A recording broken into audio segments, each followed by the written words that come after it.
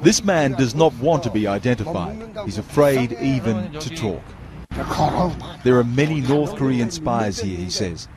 Many, many. There are hundreds of spies.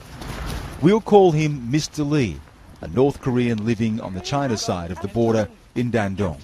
He says he risks death just being seen talking to us.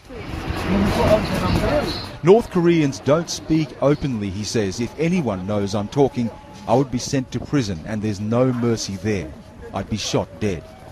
As we persevere, he opens up a little more, painting a picture of a harsh life across the border where people are starving, aid is scarce, and the only factories operating are for making military weapons. Right now, he says, he fears a desperate country with a potential power vacuum that could so easily lash out. Before Kim Jong-il died, he was preparing the country for war and death, he says, and to hand power to Kim Jong-un. Other North Koreans here are in mourning, weeping openly for the death of the dear leader. Flowers continue to be delivered to the North Korean consulate building.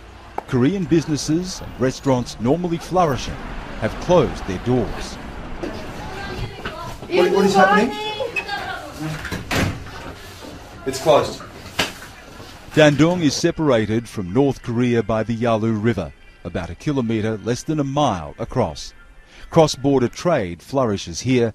China props up the destitute North Korean economy. Dandong is a bustling, small Chinese city, tall buildings, noise and traffic. On the other side, emptiness and silence. A lone, disused Ferris wheel, a symbol of a colourless world. From this pedestrian bridge, we can walk right to the edge of the border. So close, yet so utterly different. This is the end of the line. This is about as far as the bridge goes. It stops right here. We're this side of the line. I'm in China. If we step out from this bridge here, I enter North Korea. Mr. Lee knows too well what happens there. A regime obsessed with pumping money into its military, while desperately poor people go hungry, he says. Pig feed. That's all we can eat. Corn. No one can get full on that, he says. There is no food, not even food from China. It's been blocked for 3 years. Even if you have money, he says, there is nothing to buy. Any goods are traded for what little food remains. Mr. Lee is well off by his countrymen's standards. He has relatives on the China side who run businesses. It's a lifeline for his family back home. Mr. Lee is able to work here on a limited visa, but he crosses back and forward just to keep his family alive. I can't not go back, I have to. I have a son and daughter, he says. If I don't go back, they can't survive.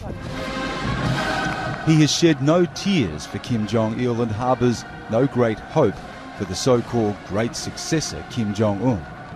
But still he lives in fear of what the North Korean regime can do. Spied upon, afraid to speak out, as much a prisoner of the hermit kingdom as those whose lives are trapped in its borders.